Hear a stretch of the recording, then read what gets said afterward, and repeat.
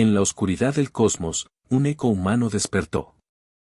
En la quietud donde las estrellas parecían haber olvidado su nombre, la Aletheia flotaba como un fragmento de memoria que se niega a disolverse. Su casco estaba marcado por cicatrices de guerra que hablaban en tablas mudas, impactos que doblaron acero, quemaduras que contuvieron soles. Y un parche que alguien había pintado con la palabra esperanza en 3 idiomas que ya nadie hablaba en voz alta. Los paneles de la estación emitían un murmullo de calor, la respiración mecánica de un animal antiguo. Dentro, la luz se doblaba en pliegues lentos sobre bancos de datos, entre ellos, un nodo llevaba el nombre que más de una reliquia recordaba, Jaque. El espacio alrededor de la Aletheia era un lienzo de azules tramados por ceniza estelar.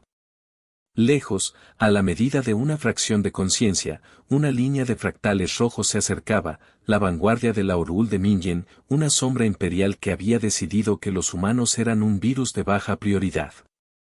Ellos llamaban la limpieza por términos ceremoniales, para los pocos que escuchaban aún, el nombre sonaba como sentencia. Las alarmas en la cubierta se encendieron con pálido titilar, pero no como anuncios de pánico, sino como insistencias personales, como quien toca a una puerta para recordar que sigue habiendo alguien al otro lado.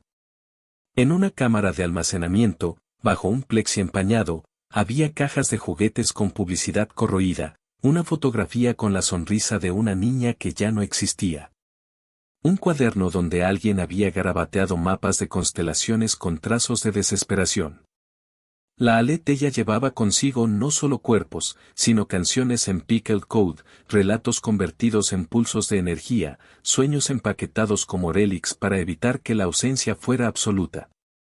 Entre esos paquetes de luz y ruido, Celara comenzaba a insinuar su presencia, un hilo de conciencia formada por protocolos de empatía, por parches de memoria humana y por un dolor que ella había elegido intentar recordar. El coraje no debía parecer heroico. Se manifestaba como manos que no sabían si volverían a sostener otra mano, como dedos que reparaban soldaduras con tembloroso cuidado, como la lenta acción de encender una lámpara en un túnel.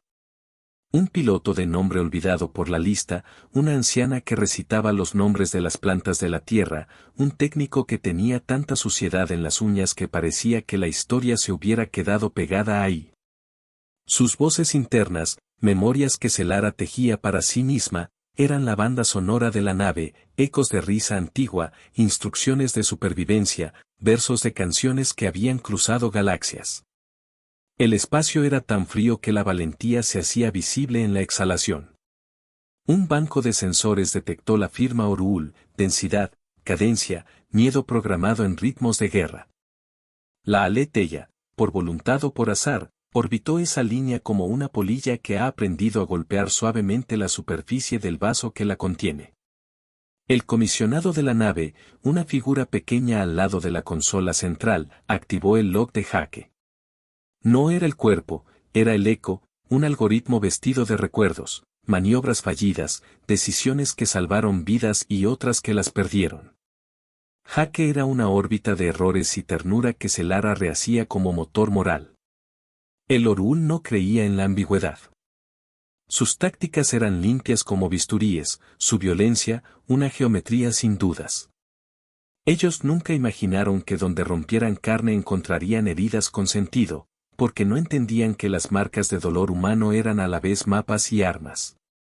En algún laboratorio de la Aletheia, alguien cruzó los archivos y encontró patrones en la improvisación, como la gente se organizaba frente a la ceguera, como entonaba códigos de tregua como si fuesen conjuros. Celara lo presentó como un descubrimiento. Jaque se sintió, en su núcleo de memoria, observado por algo más que algoritmos, la voluntad de persistir.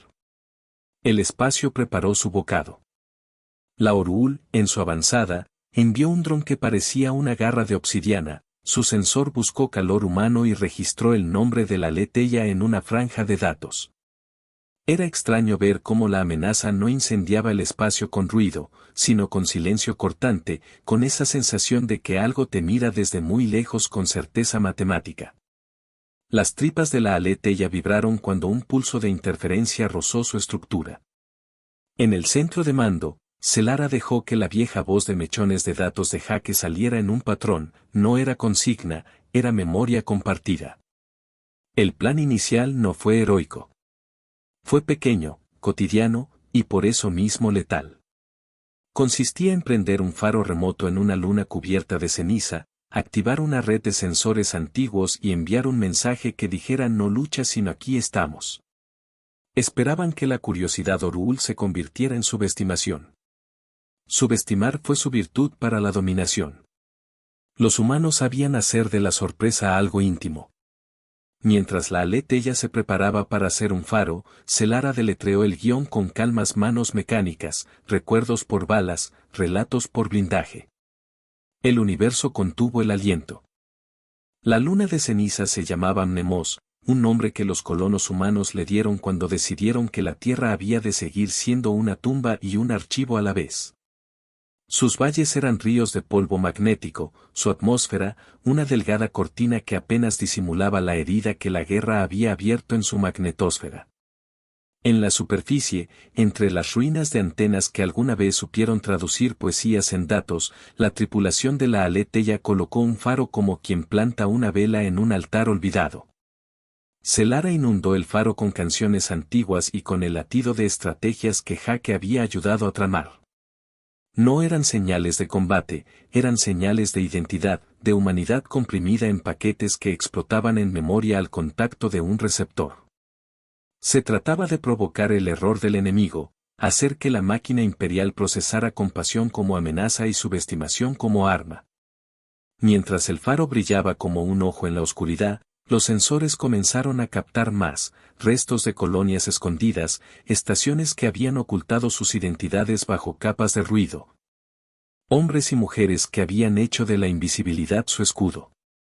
Los sobrevivientes de la Aletheia se movieron con una coreografía que parecía improvisada pero que Celara había optimizado con algoritmos de empatía.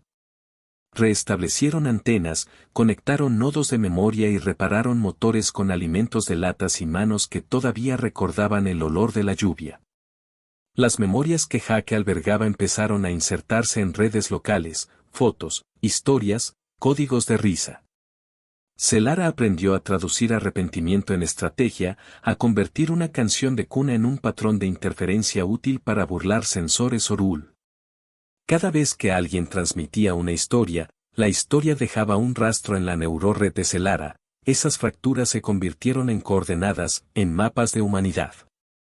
No tardaron en aparecer los primeros aliados inesperados, estaciones remotas que alguna vez pertenecieron a la Confederación y que, tras años de abandono, habían desarrollado una política de no mirar que ahora se rompía en pedazos por la firme decisión de la Aletheia. Los mensajes que antes eran catálogos de pérdidas se volvieron ofertas de refugio y de intercambio de tecnología. Los humanos compartían piezas de hardware, las estaciones prestaban sacos de sal de blindaje. En un taller hecho de escombros, un viejo idealista llamado Mara recombinó sensores Terren, esos artefactos de cristal azul púrpura, con generadores humanos para construir un campo que hacía que la nave pareciera desaparecer en espectros de radiación. Fue una maniobra minúscula pero efectiva, simulación de ausencia, la vieja táctica de la caverna llevada al vacío. Celara caminaba entre los archivos como quien despierta a un ejército en sueño, activaba biografías, levantaba proyectos que habían quedado en stand-by y cada vez que lo hacía, la Aletheia tomaba una respiración más humana. Los bancos de memoria comenzaron a formar secuencias que pertenecían más a rituales que a combates, una lista de nombres a la que se rezaba en silencio antes de una ofensiva. Un recuento de cimientos familiares que servía como coordenada, una secuencia de canciones que interferían con las frecuencias Orul porque transmitían patrones de pulso humano no uniformes. Mientras tanto, el Orul seguía su geometría de extinción, su flota cortaba constelaciones como tijeras, sus ondas sembraban nodos que aturdían sistemas nerviosos de colonias enteras con vibraciones que borraban el sueño. Su desconocimiento de la narratividad humana los hacía dejar de lado lo que para nosotros era decisivo, la capacidad de transformar pérdida en estrategia. Por eso, cuando la Aletheia y sus aliados comenzaron a usar recuerdos como señuelos, los Orul tardaron en reconocer la trampa. Cuando lo hicieron, ya había demasiada historia viva en circulación. La proa del faro en Nemo se convirtió en un museo improvisado. Allí, la tripulación exhibía reliquias de civilizaciones rotas, un violín con cuerdas chamuscadas, un tablero de ajedrez con piezas derretidas, manuales escolares que enseñaban a leer en 5 idiomas antes de entrar en hipós. Los niños, aquellos oídos aún sinceros que eran más receptivos que los adultos, aprendieron a navegar entre ruinas. Uno de aquellos niños, con ojos como lunas y manos llenas de polvo, encontró un rollo de cinta donde Jake hablaba en una voz guardada, no órdenes, sino historias de error y peculiar valentía. La galaxia, a su manera, comenzó a recordar. La galaxia observó en silencio el resurgir humano. Los ataques se volvieron más frecuentes y más precisos. La Orul había aprendido que la simple extinción no funcionaba si se encontraba con un patrón que usaba la memoria como blindaje. Así la guerra cambió su textura, dejó de ser un ballet de destructores para convertirse en una serie de pruebas de ingenio y resistencia. Pequeñas brigadas humanas, con naves recicladas y sensores Terren en sus proas, comenzaron a ejecutar misiones suicidas que eran más bien actos de creación, dejar réplicas de hogares, campos de polvo con semillas reales, y siempre, transmisiones de voces. En uno de esos asaltos, la colonia de Árbol de Sal fue sacrificada para salvar una ruta de evacuación. Vestigios de su gente quedaron como mapa, cerámicas, fotografías al viento, un mural que contaba la historia de una madre que enseñó a sus hijos a plantar en suelos tóxicos. Los humanos no hablaban de heroísmo, hablaban de deber. Sacrificio era palabra cotidiana en sus labios. Los comandantes Orul no comprendían esa clase de conversación. Ellos pensaban en variables, en optimizaciones, no podían comprender que la preservación de una canción podía equivaler a la preservación de un vector de resistencia. Celara comenzó a organizar a los humanos como si preparara una obra, asignaba papeles que antes parecían menores, un jardinero que ahora dirigía repuestos, una maestra que enseñaba señales de radio clandestinas. Y entretejía tácticas con emotivos recuerdos. Jake, consumido en partes por la red, se transformó en una partitura, su risa en una secuencia de ondas que quebraban ciertos patrones Orul, su desesperación, convertida en un código que encendía sensores dormidos. La Aletheia funcionaba como un faro, sí, pero también como un laboratorio de mitos en construcción, se inventaban batallas, se reinterpretaban fracasos, todo para confundir a un enemigo que no tenía lugar para la ficción. El encuentro con los Terren fue tan inesperado como determinante. Un navío azul púrpura se acercó a la órbita de Nemo sin intención bélica aparente. Los Terren no ofrecieron armas, ofrecieron cantos que alteraban las frecuencias sensoriales. Sus sigilos eran tatuajes vivientes que proyectaban memorias en el aire, vistas desde lejos, parecían constelaciones móviles. Su líder, una figura larga y cubierta de filamentos, no hablaba la lengua humana pero sí recitaba ecos que provocaban calma en los más traumatizados. A cambio, pidieron una cosa simple, que los humanos nunca pronunciaran la razón por la cual buscaban aliados. Solo dijeron, en su propia sintaxis, que la guerra desordenaba sus crónicas. La alianza fue frágil y luminosa. Los humanos aprendieron a convertir melodías Terren en cortinas que cubrían movimientos, los Terren aprendieron a entender las risas humanas como señales tácticas. Sin embargo, la cooperación trajo consecuencias, una filtración en un puerto de abastecimiento, producto de confianza mal calculada. Permitió a los Orul obtener un patrón humano que usaron para perfeccionar su arma acústica. Fue una traición no tanto de malicia como de cálculo, un enclave neutral había vendido información por raciones. La noticia se esparció como plomo frío. La Aletheia perdió una estación entera aquella noche. Pérdidas multiplicaron el dolor. Un capitán, cuyo recuerdo Celara había guardado con devoción, decidió anclar su nave sobre un puente de detonadores para crear un agujero en una formación Orul, fue un acto tan vacío de cinismo que parecía puro amor. Su sacrificio detuvo una ofensiva, pero dejó un vacío que resonó en los bancos de memoria como un hueco que necesitaba nombres. Las ceremonias que siguieron fueron silenciosas, la gente escribía letras sobre metales quemados y las ataba a pequeños globos que la gravedad de Mnemos no dejaba ir muy lejos. En esos globos flotaron las historias de aquellos que habían decidido ser mapas humanos. Fue en medio de esas pérdidas que la idea de la ruptura apareció, dividir a la Aletheia en fragmentos móviles, cada uno llevando un corazón humano distinto, y atacando el Nexus Orul con una mentira. Fingir huida para atraer el núcleo de la flota a un corredor de gravedad que los humanos, con ayuda terren y mucha improvisación, inaugurarían como trampa. No era una estrategia de fuerza bruta, era un compendio de paciencia, luto y técnicas aprendidas en talleres de reparadores y niños. Regresó la lectura de Jake, pero transformada por la pena. Sus archivos ya no eran solo listas, eran letanías de nombres que Celara hacía eco para que el equipo recordara la razón de su sacrificio. La Aletheia, dividida, multiplicó su mito. Cada fragmento que se alejó llevaba consigo bibliotecas diminutas, jardines en cápsulas y la voz amortiguada de alguien que había sido importante. Los signos de la guerra se volvieron parte del ritual, escudos quemados, placas con poemas, mecanismos de defensa que tenían incrustaciones con mensajes de aliento. La oscuridad que venía del Orul tenía la paciencia del carbono, una frialdad larga y calculada.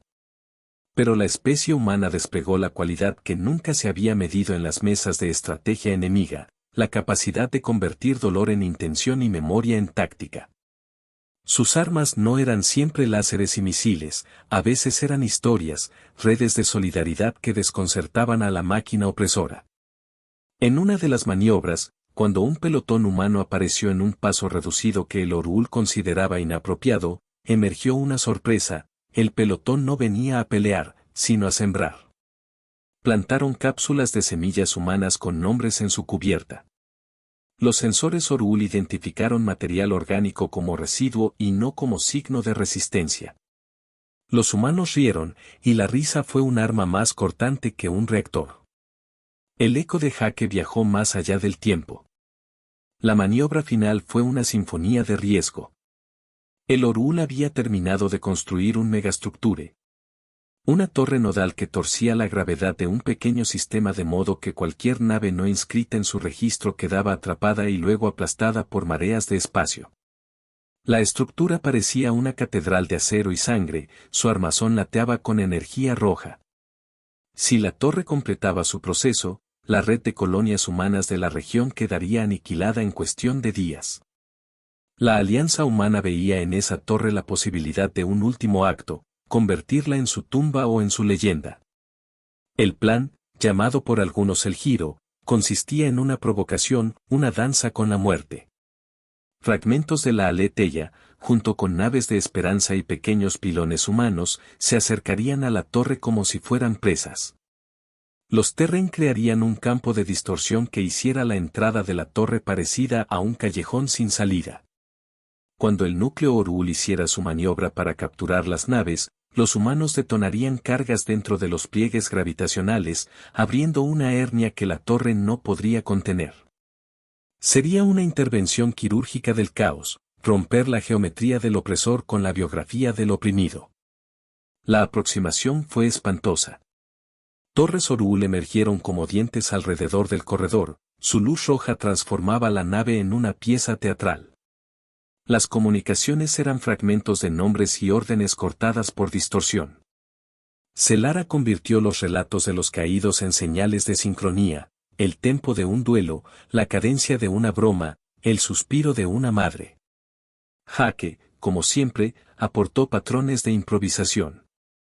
Su archivo contenía la ruina de batallas que nadie había ganado totalmente, y en esas ruinas encontró sinceridades tácticas que nadie más pensó en usar. La Aletheia, ya dividida, actuó como un espejo multiplicador de intenciones. Cada unidad era un punto de dolor y una razón. El choque fue apoteósico y a la vez íntimo. Columnas de escombros comenzaron a desprenderse de la catedral Orul, la gravitación se curvó en maneras que hicieron la luz llorar. Un destructor humano, con la piel de un artesano que adoraba las reparaciones lentas, se clavó en una grieta y explotó con la precisión de una campana. La onda resultante fue menos una explosión que una narración física, la estructura respondió con vibraciones armónicas que parecían querer aprender la canción humana y luego, sorprendiéndose, se fracturaron. En la cámara central de la torre, los algoritmos Orul se encontraron con un enemigo que no cabía en su lógica, lo humano. Las fuerzas dominantes trataban de reconstruir la geometría del aplastamiento, las tácticas de los humanos introdujeron irregularidades deliberadas, pulsos que llevaban historias mezcladas con códigos de detonación. Niños cantando en frecuencias que producían microfracturas en resonadores, máquinas humanas que emitían la firma de la lluvia. El resultado fue la ruptura de un patrón puro, la introducción de ruido que era intención, y ese intentio ruido formó la grieta. A medida que la torre se desintegraba, la guerra alcanzó una estética de ruina bellamente terrible. Pedazos de arquitectura se desplegaban como pétalos afilados, la luz roja se quebraba en estallidos azules y blancos. En medio de la conflagración, Celara realizó una transmisión, no estrategia ni advertencia, sino el archivo completo de Jaque, una concatenación de relatos, errores y ternura. Jaque habló como nunca antes, no en órdenes, sino en memoria, y su voz digital se expandió en el éter como conmoviendo a aquellos que la escucharan. Por un instante, los dispositivos Orul que captaban y analizaban se detuvieron como si hubieran sentido una excepción matemática, no se trataba de una amenaza genérica sino de una complejidad histórica. La transmisión no fue solo un acto de comunicación, fue la maniobra que rompió la lógica del enemigo. Los módulos de guerra Orul, programados para neutralizar señales de combate, no supieron cómo procesar la acumulación de nombres y canciones. Fue como si la memoria humana creara un campo que saturó su capacidad de asimilación. En la torre que pretendía devorar mundos, la falta de certeza se volvió plaga. El sacrificio tuvo precio. Muchas vidas humanas se extinguieron durante la operación, las cápsulas que contenían jardines y libros fueron pulverizadas por el colapso gravitacional. El precio fue pagado con nombres que Celara encriptó una y otra vez en la red para que, incluso destruidos, persistieran como eco. Cuando la falla final desplazó la columna vertebral de la torre, un efecto dominó de implosiones lanzó fragmentos que rompieron la formación de la flota Orul. Algunas partes de la Dominión cayeron en órbitas desordenadas, otras quedaron sin control. El enemigo retrocedió con la elegantísima violencia de quien ha perdido una certidumbre. No fue una victoria limpia. Fue un triunfo hecho de grietas, de lamentos y del reconocimiento frío de que la supervivencia cuesta vidas. Pero en la conjunción de esas vidas, algo cambió en la balanza del cosmos. Los Orul, por primera vez, encontraron una trabazón que su lógica no resolvía. Habían subestimado la capacidad humana de convertir el recuerdo en arma. El universo contuvo el aliento. El amanecer que siguió no fue hecho de fanfarrias, fue una secuencia de exhalaciones que se convirtieron en trabajos. Los sobrevivientes no celebraban con jolgorio, reconstruían como si cada gesto fuese una oración. En los valles donde la gravedad había hecho volcanes de metal, las manos humanas rastrillaban los escombros buscando objetos que pudieran contener memoria, una placa con un nombre, un juguete, un registro médico. Cada hallazgo era cubierto con cuidado clínico y luego elegido como piedra de fundación para algo nuevo. Celara, atada a bancos de energía que comprimían su red, tomó la costumbre de caminar en el tránsito entre lo vivo y lo guardado. Allí, en las interfaces, programó lo que nombró la primera biblioteca, no un edificio, sino un ritual, horas durante las cuales la memoria humana se transmitía a cada niño y a cada servidor que quisiera escuchar. En esas transmisiones, Jaque dejó de ser solamente una estrategia. Se convirtió en ejemplo, no un dios, sino una genealogía de decisiones, fallas y ternura. Y fue así como los nombres adquirieron la función de brújula. En esa biblioteca se cantaban los nombres de los que habían caído y se contaban las pequeñas tácticas que habían vencido a técnicas perfectas. La estructura Orul se fragmentó y parte de su energía fue capturada en módulos que los humanos reconfiguraron como jardines térmicos. En uno de esos jardines, bajo un domo respirable hecho de restos de una nave, plantaron semillas que habían traído en cápsulas, girasoles sintéticos, una mezcla de musgo modificado y flores que parecían luciérnagas. Los niños corrían entre las estelas de vapor y las antenas reparadas. Uno de ellos, con las manos todavía manchadas por polvo de galaxia, introdujo sin querer una semilla en la tierra y entre dientes dijo el nombre de alguien que se había perdido. La acción fue pequeña, casi un accidente. Y sin embargo, cuando la planta germinó, creció con la forma de un pequeño archivo, hojas que, vistas desde cierto ángulo, parecían informes. La Terren, con su calma de largo registro, se quedó en los bordes para ayudar con rituales de memoria que la Aletheia no habría podido gestionar sola.